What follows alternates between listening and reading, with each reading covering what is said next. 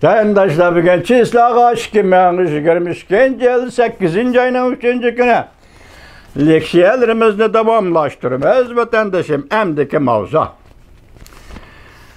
Nancy Pelosi Avam Palata başlığı muhbirlarını kütübeleş yığınıda. Taşqarı dünyaya köngül bildiğin bir meseleye cevap qaytırdı. Ben mavzunun koyuluşumu dikkat kılınlar cümle. Mavzulu haber 8. ayının 2. günü dünya ahbarat doğru ilan kılındı haber. Bundak başlandı.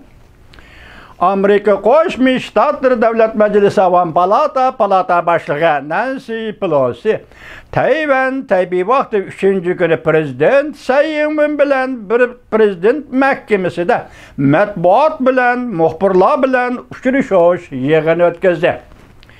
Yaponiya muhbiri koygan sual. Demokratiya bilen Cungu meselesi doğrusunda koygan sualga cevap verip Nancy Pelosi Avam Palata başlığı mındak görsetdi. Biz bu yerge Cungu meselesini muhakeme kılımız dep kelmedik. Belki bu yerge biz Tayvan meselesini muhakeme kılış için yetip geldik. Otanda gepten vatandaş. Keyin dedim o keyin tahlil qilamiz. Avam Palata başlığı Nancy Pelosi mındak görsetdi. Senin koygan sualın mustabitizm bilen demokratiya o'tirisidagi kurashga berib ketildi. Biz bu noktadan baş tartmaymiz. Şunun uchunki Jungo yumshoq kuchidan foydalanib, pul ve başka her qandaq narsalardan foydalanib, Birleşken Devletler Teşkilatı'da ve başka organlarda qo'llashga erişdi. Onun muayyen ahvalda önümge erişkenligini, yani Jungo'nun muayyen ahvalda önümge erişkenligini e'tirof qilishimiz kerak.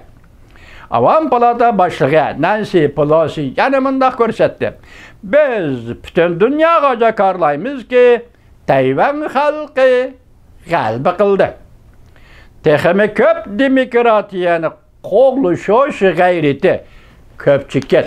Bu haqda Tayvan bir ayında ölgü yarattı. Jungoda hazır yüz berib atqan ishlar bilan Tayvanning g'albi bilan ölgü yaratqanligi kuchli selishtirma bo'lib qoldi. Şu fursatda Avam Palata başlığı Nancy Pelosi Jungo Kompartiyasının Hong Kong'da başquruş usulini tanqid qilib mundaq ko'rsatdi. Jungo Kompartiyasının bir devlet ishki xil tuzum va'dasi Hong Kong'da herkes amalga oshmadi. Avam Palata başlığı Nancy Pelosi ta'kidlab mundaq ko'rsatdi. Biz bu yerga Jungo Kompartiyasini muhokama qilish uchun emas, belki Tayvan meselesini muhokama qilish uchun yetib keldik. Ondan başqa Avam Palata başlığı Nancy Pelosi Bloomberg agentligining muxbirining qo'ygan savoliga javob berganda mundaq ko'rsatdi. Bizden bu qatimqi ziyoratimiz iqtisodiy almashtirish faoliyatlarimiz uchunmi darvozani keng ochib berdi. Men bilaman. Tayvanning bazı şirketleri Amerika'ya meblag selishni planladı. Belki Tayvan şirketlerinin aqli vuşu var, ijodiy ro'yi var, aql farosat manbiyi var. Bu yerde g'alaba qilgan ilm va muvaffaqiyatlari haqiqatan bir o'lga. Biz yani Amerika Tayvan munosabatimizni texmi kuchaytirishni umid qilamiz. Avam Palata başlığı Nancy Pelosi mundaq ko'rsatdi. Amerika Tayvan yaqin arada savdo kelishimi imzolaydi. Amerika Tayvan yaqin arada savdo kelishimi imzolaydi. Amerika Qo'shma Shtatlar Davlat Majlisi Android qonun loyihasini allaqachon ma'qulladi.